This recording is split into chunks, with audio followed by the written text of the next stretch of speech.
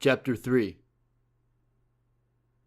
A driving rain streams down onto the street outside of Olive's, the spot the captains arranged for the Aurora Diamond Street meetup. A beautiful old-school neon light splashes its vibrant pink glow onto the slick wet sidewalk just outside of the ancient institution. This sultry hybrid tango and jazz club has played host to the majority of my seduction stings.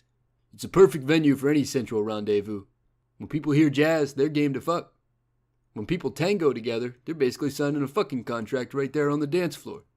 Add to that stiff drinks and a waitstaff that's always whispering spicy things into the guest ears like, "You guys should bone each other tonight," and "Tonight's a good night for fucking." And you've got the perfect location for any hot and horny spy to go to work. Only tonight, we're actually heading just across the street to Applebee's Zarf on account of Olive suffering a massive water main break in the kitchen 30 minutes before we were set to meet, so this presented the next best option.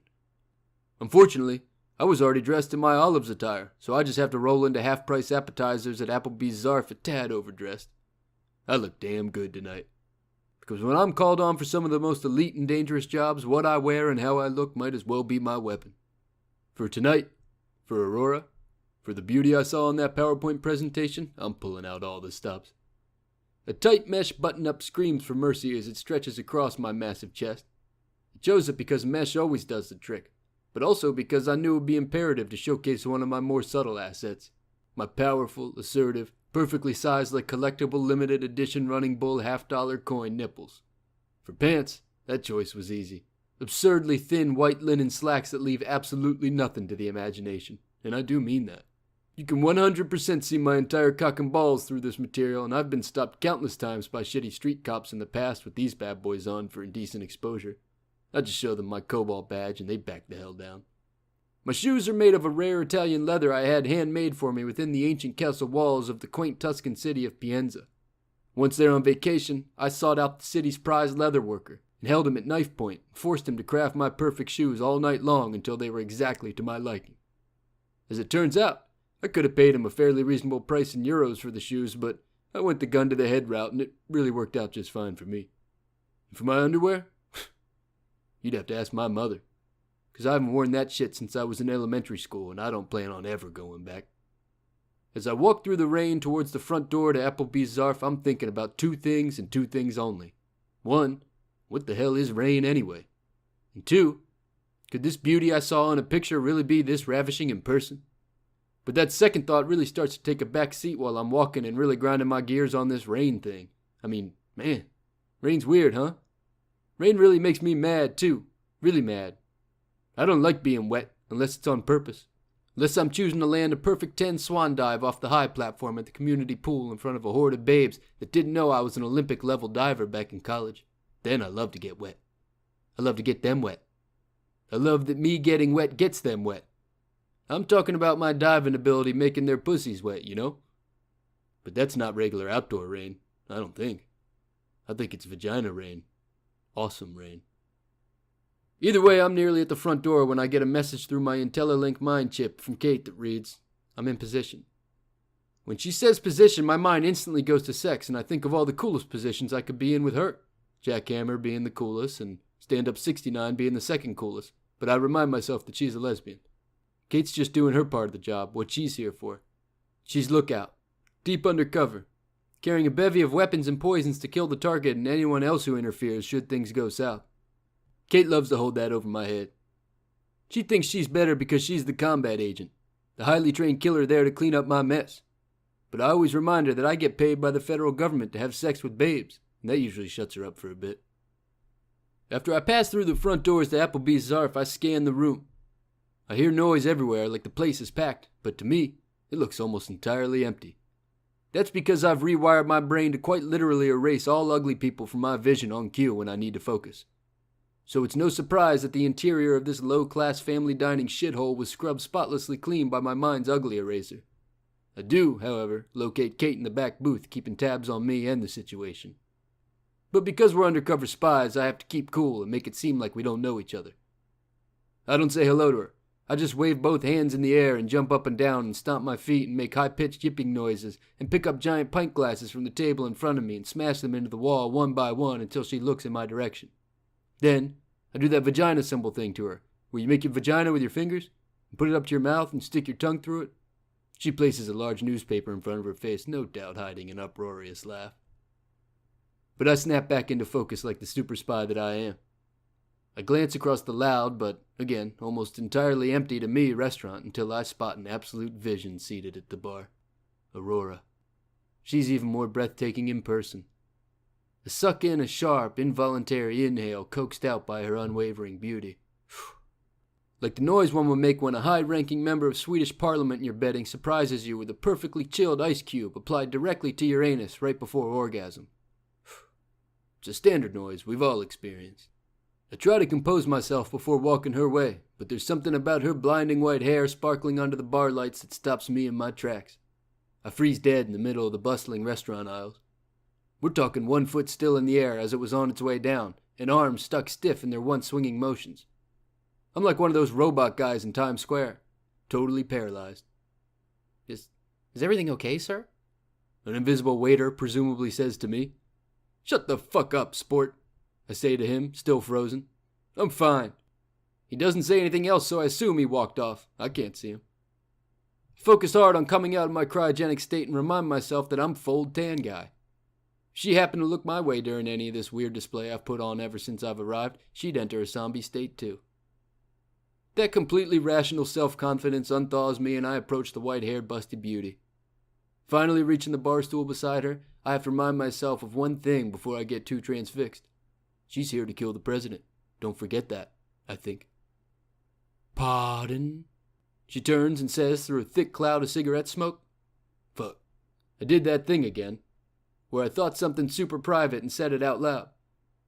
I again compose myself and prepare to do that thing they do in the movies, where they say a slightly different version of the embarrassing thing they actually said that sounds like it phonetically, but it isn't what they originally said. She's here to kill the president. Don't forget that, I say again, completely unable to do that movie thing after all. I'm a spy, not an actor, goddammit. But for some reason, some kind of divine intervention, or maybe it's the cripplingly loud Bob Seger blasting inside of this Applebee's Zarf that's masked my words, she just moves on. You're one hell of a specimen. Care to sit? She says in the most sultry, seductive voice I've ever heard. Yeah. Oh, yeah.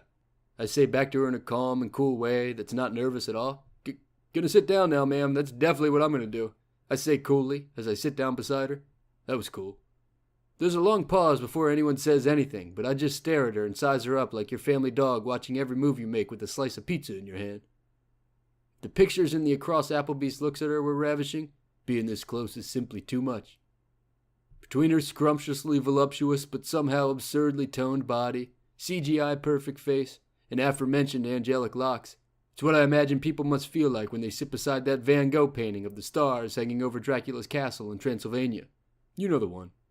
Only, there's a chance I could fuck this work of art, and I reckon it'd be really hard to penetrate canvas, and I think the painting authorities would also be really mad about it if you did find a way through. Finally, Aurora cuts through the mountain fog thick layer of sexual tension hanging in the air and says, So, you're the one I was supposed to meet. Not a bad surprise. In my line of work, they don't usually look so strapping and healthy.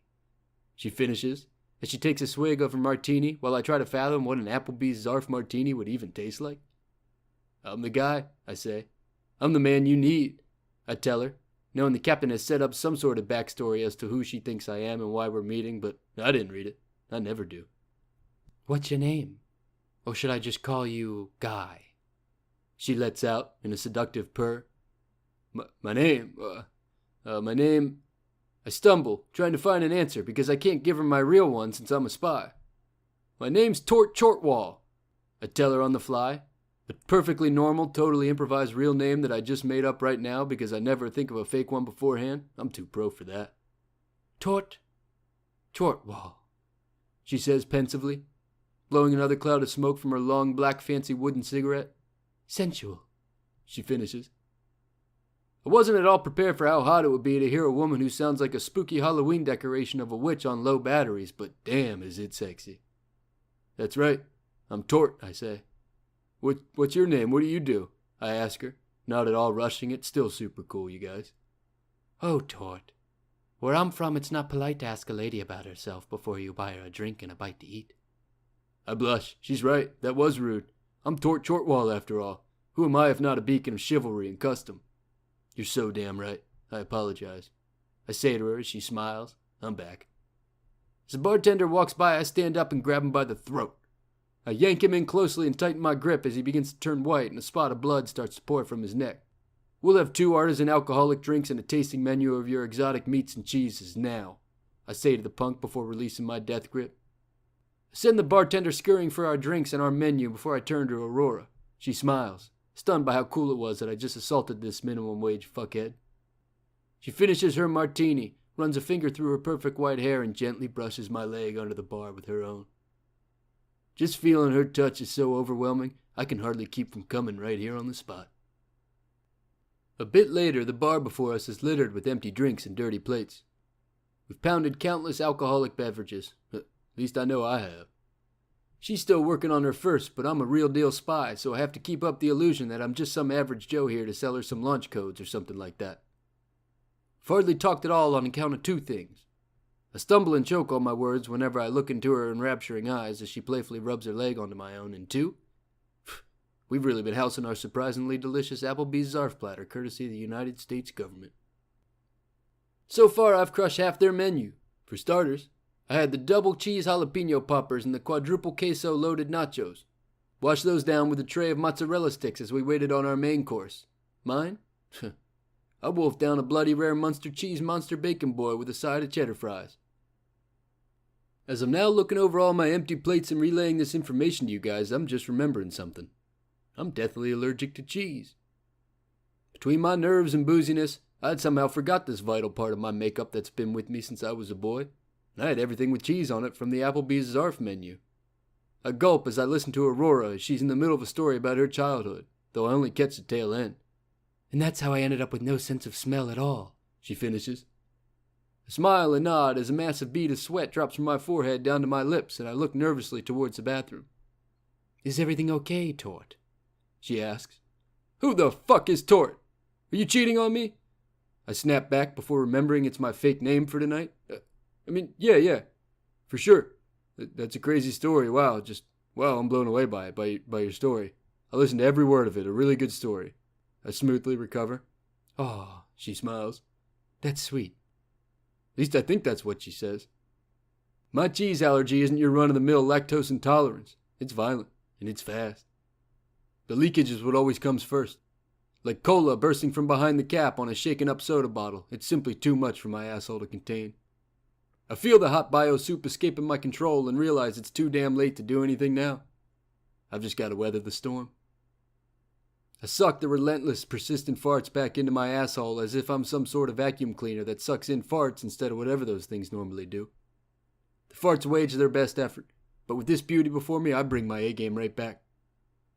Just as the farts reach the gates, I shoot them back so far into my stomach I can feel them detonate inside me with a quiet, personal veracity, like grenades thrown underwater at the last second.